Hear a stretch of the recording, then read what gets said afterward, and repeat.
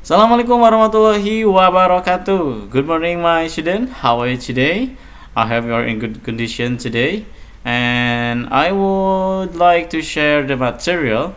It's the new material talking about model, special, can, and may.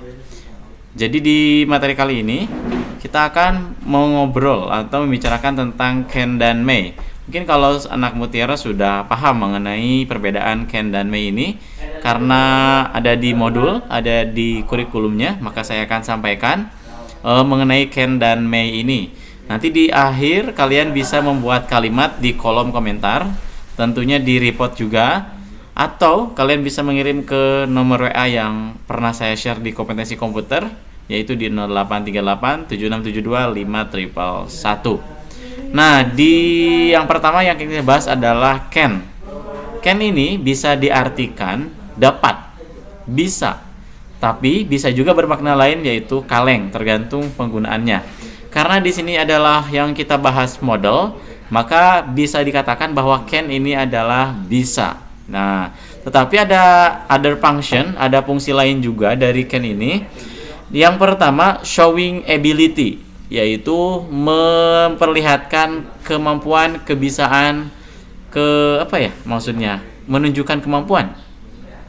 Ya, misalkan saya bisa berenang, I can swim, I can read. Nah, itu salah satu showing abilities. Jadi bagaimana dia itu bisa melaksanakan sesuatu, bisa mengerjakan sesuatu. Ini yang berkenaan dengan showing abilities. Bisa juga kayak he can play football, Ade can make a car. Itu kan contoh abilities ya, itu yang pertama. Lalu bagaimana penggunaan dalam bentuk negatif? Kalau bentuk negatif tinggal ditambahkan not saja, yaitu menjadi can't, atau kalau dipanjangkannya menjadi cannot. Tapi biasanya orang lebih banyak menggunakan can't sebagai bentuk tidak bisa. Misalkan saya tidak bisa menulis, I can't write. Itu salah satu bentuk konfirmasi bahwa dia itu negatif. Jadi can atau cannot kalau ditulisnya, tapi biasanya tadi can't.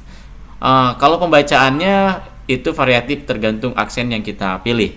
Dan untuk bentuk interrogatifnya itu pertanyaan, itu bisa juga dikatakan si can-nya pindah ke depan. Can I?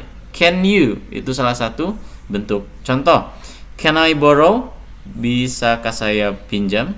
Can I borrow your pen? Can I borrow your money? Or others, ya. Banyak contohnya. Kamu bisa buat nanti di bawah.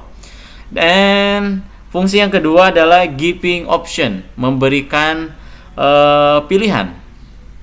Contoh di sini saya bacakan, you can ask her to stay or let her leave. Okay?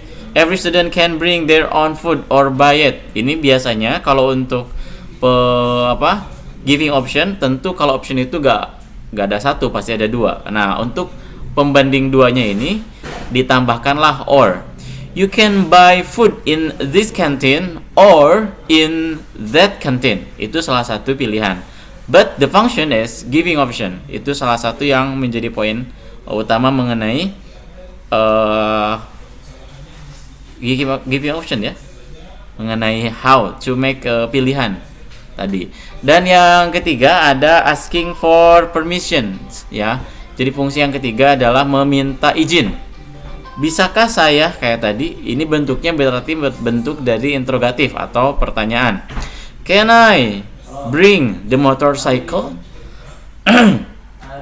Can I atau can you help me? Itu bentuk permission atau bentuk konfirmasi atau konfirmasi di sini adalah suatu pertanyaan. Bisa apa enggak ya? Nah, itu kan seperti itu. Nah, itu adalah the first function of the model. Kalau polanya gampang sebenarnya, subjek, can sama verbnya. Verbnya juga verb ke-1, dasar, tidak boleh ditambahkan verb yang lain. I can drink, I can eat, I can buy, dan lain sebagainya ya. Itu the first function. Ada lagi yang akan kita bahas adalah may ya. Nah, may berarti boleh atau diizinkan. You may have the floor dan sebagainya, tapi itu istilah ya, bukan ya. Nah, may di sini bisa dikatakan mirip dengan can, tetapi lebih sopan penggunaannya. Jadi kalau can agak vulgar sih, kayak ke CS gitu ya, atau ke teman-teman. Nah, kalau untuk may ini ada function juga, hanya ada dua sih di sini. The first is asking for permission politely. Nah, di sini adalah meminta izin secara sopan. Kalau tadi can I borrow your pen? Nah, kalau ini lebih sopan lagi, yaitu may I borrow your pen dan lain sebagainya. Jadi lebih ke arah etika sih. Kalau may ini lebih enak. Ada juga yang kedua fungsinya adalah showing possibility. Oke, menunjukkan kemungkinan. Kayaknya kamu lupa deh. You may forgot ya. Kayaknya lupa ya, seperti itu. Kamu mungkin lupa. You may eat hot food. Oke, kayak gitu. Kayaknya mungkin kamu makan makanan yang pedas. Itu kalau misalkan kamu sakit perut, lalu disandingkan sebuah kemungkinan. Ini kenapa ya? Cuacanya tidak baik? Kamu mungkin sakit. Nah, itu salah satu adalah penggunaan may ya. Kalau may dan can sebenarnya mudah sih. Tapi untuk menguji seberapa mudahnya kalimat ini, silakan coba di kolom komentar ditulis contoh can, positif, negatif, dan pertanyaan, dan may yang berfungsi tadi untuk meminta izin secara sopan dan sebuah kemungkinan dengan case tertentu. Silakan tulis di kolom komentar dan saya akan cek, atau kalau ingin langsung dicek silakan kirim ke nomor WA yang di-share tadi 083876725111. Terima kasih. Assalamualaikum warahmatullahi wabarakatuh.